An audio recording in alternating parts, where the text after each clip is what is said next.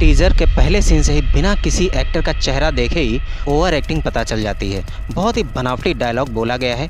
मेरी नज़र कब से तुझ पर है कबीर, इंडियाज बेस्ट सोल्जर। भाई अगर इंडिया के सोल्जर को बेस्ट दिखाना है तो उसके कुछ काम इस तरह के दिखाओ, उसका माइंडसेट कुछ ऐसा दिखाओ, उसके लीडरशिप कुछ ऐसी दिखाओ कि सीन देखकर ही पब्लिक को खुद ही लग जाए कि ये इंडिया का बेस्ट सोल्जर है। भाई सच में अपोजिट में दूसरा हीरो रखकर उसके मुंह से बुलवा रहे हो कि तू इंडिया का बेस्ट सोल्जर है, ये कितना चीप लगता है। फिर अंधेरे में बहुत सारे सीन तलवारबाजी दिखाई जाती है। फिर इस फिल्म के दूसरे हीरो यानी एनटीआर का थोपड़ा दिखाया जाता है। वो बोलते हैं तू इंडिया का बेस्ट सोल्जर था पर अब नहीं। ऐसे कौन बोलता है भाई। इसके बाद एंट्री होती है अपने कबीर भाई की, जो खतरनाक लुक के साथ नजर आते हैं। थोपड़े का एक्सप्रेशन देखकर ही उनकी भी ओवर एक्टिंग समझ में आ जाती है, क्योंकि अंदर से वो कोई सोल्जर तो है नहीं और ना ही अंदर से वो खुद को एज ए सोल्जर फील कर पा रहे हैं। चेहरा देखकर साफ समझ आ जाता है कि वो खुद को बस सुपरस्टार साबित करने में लगे हुए हैं, ना कि कोई सोल्जर। खैर इसके बाद ऋतिक रोशन यानी अपने कबीर की फाइट दिखाई जाती है। कहीं समुद्र में लड़ाई हो रही, कहीं सड़क पर तो कहीं ट्रेन के ऊपर। फिर अचानक से बीच में एक हीरोइन आ जाती हॉट कपड़े पहनकर, और हीरोइन को दिखाने के तुरंत बाद ही स्क्रीन पर लिखा हुआ आता है आर यू रेडी। अरे भाई किस चीज के लिए रेडी, समझ में नहीं आता। किसी वॉर के लिए हम लोग रेडी हो रहे हैं या फिर उस हीरोइन के लिए। इसके अलावा जो लोग टाइगर श्रॉफ के फैन होंगे उन्हें तो बहुत बड़ी निराशा हाथ लगी होगी। अगर इस फिल्म में दोनों हीरो बदल जाते तो कोई दिक्कत नहीं थी, लेकिन ऋतिक रोशन है और टाइगर श्रॉफ को हटा दिया गया है। इस बात से टाइगर के फैंस को झटका लग सकता है। ओवरऑल ये ट्रेलर मुझे कुछ खास लगा नहीं। वही रॉ एजेंट वाला सिस्टम, कब तक यही रॉ एजेंट वाला झुंझुना लेकर बजाती रहेगी बॉलीवुड इंडस्ट्री। इस तरह के एक्शन सैकड़ों फिल्मों में हम लोग देख चुके हैं। कब तक इंडिया की ऑडियंस को पकाते रहोगे।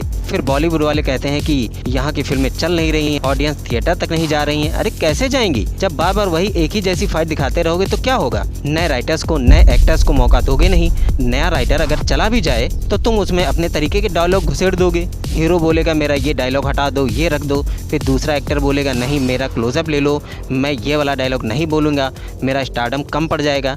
तो इन्हीं सब वजहों से बॉलीवुड इंडस्ट्री बर्बाद है। कुल मिलाकर ये टीजर देखकर समझ में आ गया कि इस फिल्म में कोई दम नहीं है। ना ही इससे पब्लिक को कुछ सीखने को मिलेगा, ना ही इसे देखने वाली ऑडियंस के अंदर कोई आग पैदा हो जाएगी। जितने भी ऋतिक रोशन के फैंस होंगे और इस फिल्म के फैन होंगे, ये फिल्म देखने के बाद उनके अंदर भी ये नहीं आएगा कि मुझे भी ऐसा ही सोल्जर बनना है। फिर अगले दिन वो जिम जाने लगेंगे, जूडो कराटे सीखने लगेंगे, सुबह रनिंग करने लगेंगे, आर्मी की तैयारी करने लगेंगे। ऐसा कुछ नहीं होने वाला ये फिल्म देखकर।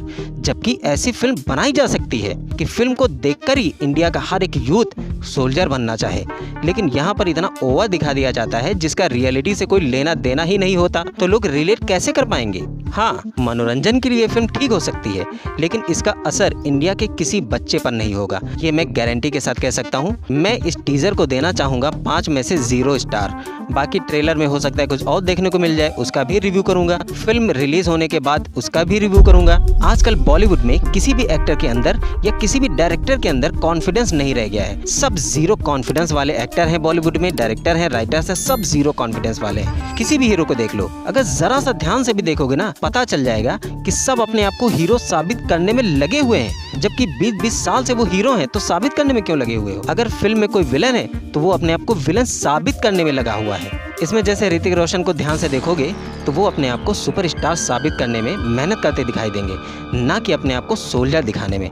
एनटीआर अपने आप को ऋतिक रोशन से बेहतर एक्टर दिखाने की कोशिश करते हुए नजर आएंगे। अगर आप ध्यान से उनका मुंह देखेंगे तो समझ आ जाएगा अपने कैरेक्टर को कोई भी नहीं जी रहा है आज की फिल्मों में। बीच में नवाजुद्दीन सिद्दीकी जैसे नेचुरल एक्टर आए थे, लेकिन उनको नेचुरल एक्टर कह कहकर इतना सर पर चढ़ा दिया गया कि अब वो लोग नेचुरल एक्टिंग करने की एक्टिंग करते हैं। इस फिल्म के किसी एक्टर को कोई रोल मॉडल नहीं मान पाएगा, क्योंकि बच्चों को फिर लगने लगेगा ना कि रॉ एजेंट ऐसे ही होते होंगे जैसा फिल्मों में दिखाया जाता है। पर मैं बच्चों को बता दूं, ऐसा रॉ एजेंट असल में नहीं होता, ना ही ऐसे फालतू के डायलॉग बोलता है वो। जैसे पुरानी फिल्मों में कोई भी हीरो अदालत में जज के सामने चिल्लाने लगता था, लोगों को भी लगने लगा था कि असल में ऐसा ही होता होगा। पर असल में ऐसा करने की हिम्मत किसी में नहीं, और ना ही ऐसा करना चाहिए। जज की भी कोई रिस्पेक्ट होती है। कोई जज के सामने इस तरह चिल्ला नहीं सकता जैसा फिल्मों में दिखाया जाता है। कोई भी आम आदमी पुलिस वाले के सामने ऐसा नहीं चिल्ला सकता कि उतार कर फेंक दो ये वर्दी और पहन लो बलवंत राय का पट्टा अपने गले में। ये तो सीधा सीधा वर्दी का अपमान हो गया। ऐसी फिल्मों पर तो बैन लगना चाहिए, सजा होनी चाहिए उन्हें। पर बच्चे यही फिल्में देखकर बड़े हुए हैं। जिनका कभी पुलिस से असल में सामना नहीं हुआ, उन्हें लगता होगा कि सनी देओल जो भी कह रहा था वो सही ही होगा। मैं यशराज फिल्म से बस इतना कहना चाहूँगा, इससे अच्छा तो आप अपनी कोई पुरानी फिल्म दोबारा रिलीज कर देते, फालतू में शूटिंग करने की क्या जरूरत थी। लेकिन यहाँ पर एक बात और है कि फिल्में बनना भी भारत में बहुत जरूरी है, क्योंकि बॉलीवुड से अरबों की कमाई होती है हर साल। और एक फिल्म की जब शूटिंग होती है ना, तो सिर्फ हीरो हीरोइन, डायरेक्टर, प्रोड्यूसर या प्रोडक्शन हाउस ही नहीं कमाते, उसमें लाखों लोगों को रोजगार मिलता है। जब फिल्म की शूटिंग होती है तब वहाँ पर झाड़ू लगाने वाले, पोछा लगाने वाले, खाना बनाने वाले, चाय बनाने वाले, spot boys, fight masters, editors, guards, बहुत सारे लोगों को नौकरी मिलती है। और फिल्में रिलीज होकर जब थिएटर में जाती हैं तो थिएटर वाले भी पैसे कमाते हैं, वहाँ पर काम करने वाले लड़के पैसे कमाते हैं, वहाँ पर चाय समोसे बेचने वाले पैसे कमाते हैं, वहाँ भी झाड़ू लगाने वाले होते हैं, वहाँ भी थिएटर की साफ सफाई करने वाले लोग होते हैं, थिएटर चलाने वाले लोग होते हैं, ऐसे तमाम लोग होते हैं। तो कुल मिलाकर लाखों करोड़ों लोगों का रोजगार बॉलीवुड से जुड़ा हुआ है। सरकार तो हर किसी को रोजगार दे नहीं सकती, इसलिए बॉलीवुड का दोबारा उठना बहुत ज़रूरी है। और उठेगा तभी जब अच्छी फिल्में बनाओगे। वही पुराना कब तक कॉपी करते रहोगे? कुछ नया लेकर आओ कि दुनिया तुमको कॉपी करे। और मैं तो कहता हूँ कोई किसी को भी कॉपी करने की क्या ज़रूरत है। पूरी धरती पर 8 बिलियन खोपड़ी हैं, इतने सारे दिमाग हैं, लेकिन हर किसी को मौका तुम दोगे नहीं। हम जैसे नए राइटर यूट्यूब पर पड़े रहते हैं, और फिल्म इंडस्ट्री वालों की जो जिंदगी है अंधेरी से लेकर गोरेगांव तक है, बस उतने में क्या एक्सपीरियंस होगा उन लोगों का। अगर अभी मान लो शाहरुख खान के लड़के को, आमिर खान के लड़के को या अक्षय कुमार के लड़के को अकेले भेज दिया जाए कि भाई बनारस घूम आओ अकेले, तो 2 दिन में ही उन्हें लूट लिया जाएगा। बिना मैनेजर के वो कहीं नहीं जा पाएंगे। उन्हें जिंदगी का कोई एक्सपीरियंस ही नहीं है। तो जिसको कोई एक्सपीरियंस ही नहीं है जिंदगी का, वो अच्छी फिल्म में कैसे लिख पाएगा, कैसे पर्दे पर दिखा पाएगा, कैसे परफॉर्म कर पाएगा? उसके चेहरे पर वो झलकेगा ही नहीं। आज से 15-20 साल पहले जो भी एक्टर्स थे, जो भी राइटर्स थे, वो सब ज़मीन से उठकर बने थे। उन्हें ज़िंदगी का एक्सपीरियंस था, उतार चढ़ाव देखे थे, उन्हें जिए थे, इसीलिए आम पब्लिक उनसे रिलेट कर पाती थी। आज के हीरो हीरोइन और लेखकों की सोच को आम आदमी रिलेट ही नहीं कर पा रहा है, और जब रिलेट ही नहीं कर पाएगा तो फिल्में देखेगा ही नहीं। आखिर में मैं इतना ही कहना चाहूँगा कि इस टीज़र का रिव्यू मैं कुछ इस तरह से भी कर सकता था। किस तरीके से? फिल्म के पहले सीन से ही ऐसा लगता है जैसे ये फिल्म बॉलीवुड की नहीं हॉलीवुड की है। ऋतिक रोशन का एक्सप्रेशन, उनका बॉडी लोगों को अपनी तरफ अट्रैक्ट करने लगती है। एक्शन क्या कमाल का दिखाया गया है इस फिल्म में। टीजर ही लोगों का ध्यान अपनी तरफ अट्रैक्ट करने लगता है। टीजर देखकर ही 100 रुपए की टिकट वसूल हो जाती है। कबीर पूरी भारत को बचाता है, पूरी दुनिया को बचाता है। खतरनाक स्टंट देखने को मिलते हैं। फिल्म का म्यूजिक हमें अपनी तरफ अट्रैक्ट करता है।